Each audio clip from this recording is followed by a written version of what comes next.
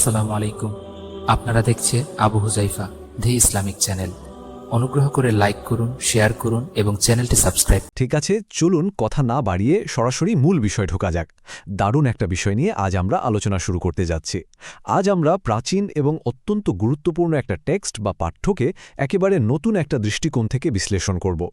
আজকের এই বিশেষ বিশ্লেষণে আমরা বাইরের কোনো থিওলজিক্যাল বা ধর্মীয় ব্যাখ্যার দিকে কিন্তু যাব না, বরং আমরা একটা সুনির্দিষ্ট টেক্সটকে ব্যবচ্ছেদ করে এর ভেতরে লুকিয়ে থাকা নৈতিকতার একটা চমকপ্রদ গাণিতিক সমীকরণ বা মোরাল ইকুয়েশন আবিষ্কার করার চেষ্টা করব।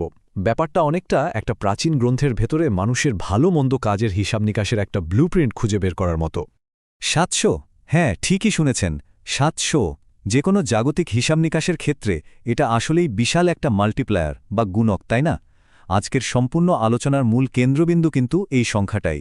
আমরা আজ যে সোর্স টেক্সটে নিয়ে কথা বলছি সেখানে মহাজাগতিক ন্যায়বিচারের এক অদ্ভুত এবং চরম অসাম্য বা অ্যাসিমেট্রি উপস্থাপন করা হয়েছে। আর এই ৭০০ সংখ্যাটি হল সেই অসাম্যেরই চূড়ান্ত একটা রূপ। কিন্তু এই বিশাল গুণকটা আসলে কোথা থেকে এলো, আর এটা ঠিক কিসের সাথে যুক্ত?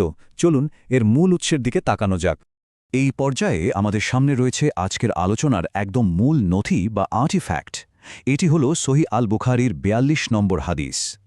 একটু খেয়াল করলেই দেখা যাবে এই বহুভাষিক নথিতে আরবি, বাংলা এবং ইংরেজি এই তিনটি ভাষাতেই পাঠ্যটি উপস্থাপন করা হয়েছে।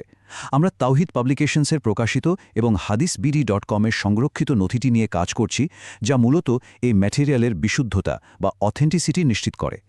এই বহুভাষিক নথিটি আজ আমাদের গবেষণাগারের মূল উপাদান, একদম র ম্যাটেরিয়াল বলতে পারেন, যেখান থেকে আমরা নৈতিকতার সেই চমকপ্রদ গাণিতিক হিসাবটি বের করে আনব।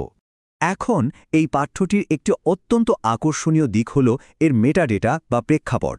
এর গাঠনিক বিশ্লেষণটা একটু দেখা যাক। এটি হল হাদিস নম্বর ৪২।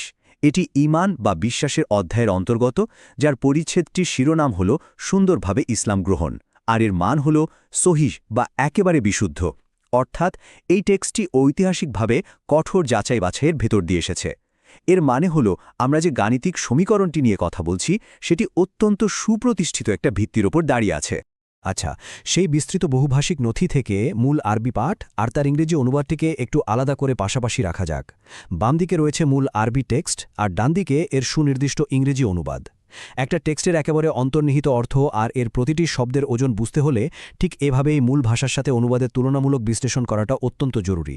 এবার আমরা এই পাঠ্যের একেবারে গভীরে প্রবেশ করে এর যান্ত্রিক দিকগুলো বা মেকানিক্স নিয়ে একটু নাড়াচাড়া করব। তবে হ্যাঁ, মূল সমীকরণে যাওয়ার আগে খুব সংক্ষেপে একটা জিনিস জানিয়ে রাখা ভালো। এই উক্তিটির বর্ণনাকারী হলেন আবু হুরায়রা। তিনি হলেন মূলত এই বার্তার ট্রান্সমিটার, যিনি সরাসরি আল্লাহর রাসূলের কাছ থেকে এই বক্তব্যটি গ্রহণ করে পরবর্তী প্রজন্মের কাছে পৌঁছে দিয়েছেন। ইতিহাস বা দর্শনের যে কোনো টেক্সট বিশ্লেষণে এই বর্ণনাকারীর ভূমিকা কিন্তু বেশ গুরুত্বপূর্ণ, কারণ তিনি হলেন এই বার্তার মূল বাহক। তো এখানকার সবচেয়ে গুরুত্বপূর্ণ বিষয়টি আসলে কি? সেটা হলো একটা পূর্বশর্ত।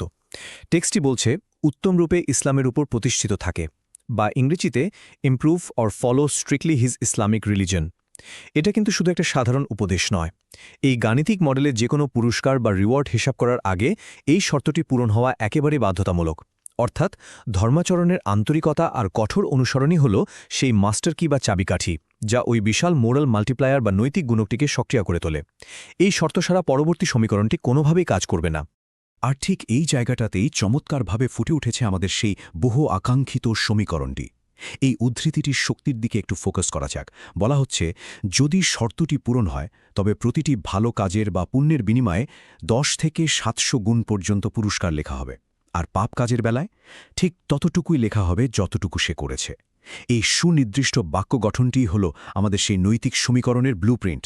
১০ থেকে ৭০০ গুণ, এই বিশাল ব্যাপ্তিটি পুরো হিসাব নিকাশকে অভাবনীয় একটা রূপ দেয়, তাই না?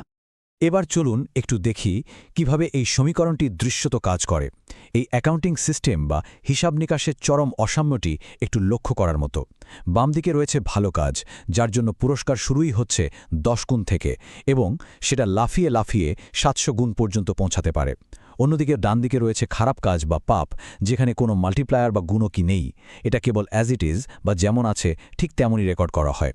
স্পষ্টতই ভালো এবং খারাপ কাজকে এখানে সম্পূর্ণ ভিন্ন দুটি গাণিতিক নিয়মের ফ্রেমে বাঁধা হয়েছে। এই ডেটা ভিজুয়ালাইজেশনটি দেখলে আক্ষরিক অর্থেই চমকে যেতে হয়। প্রথম বারটি হলো একটা পাপ কাজের মান, যা মাত্র 1-এ আটকে আছে। অথচ ভালো কাজের সর্বনিম্ন পুরস্কারের বারটি এর 10 গুণ বড়। আর সর্বোচ্চ পুরস্কার ওই বিশাল 700-র বারটি দেখুন, যেটা আগের সব হিসাবকে একেবারে বামন করে দিচ্ছে। এটা একেবারে চোখে আঙুল দিয়ে দেখিয়ে দেয় যে এই নির্দিষ্ট থিওলজিক্যাল বা তাত্ত্বিক কাঠামোটি শাস্তির চেয়ে পুরস্কারের দিকে কতটা ব্যাপকভাবে ঝুঁকে আছে। সমীকরণের একদিকে রয়েছে কঠোর বাস্তবতা, আর অন্যদিকে রয়েছে সীমাহীন সম্ভাবনা। হ্যাঁ, শুধুই এক।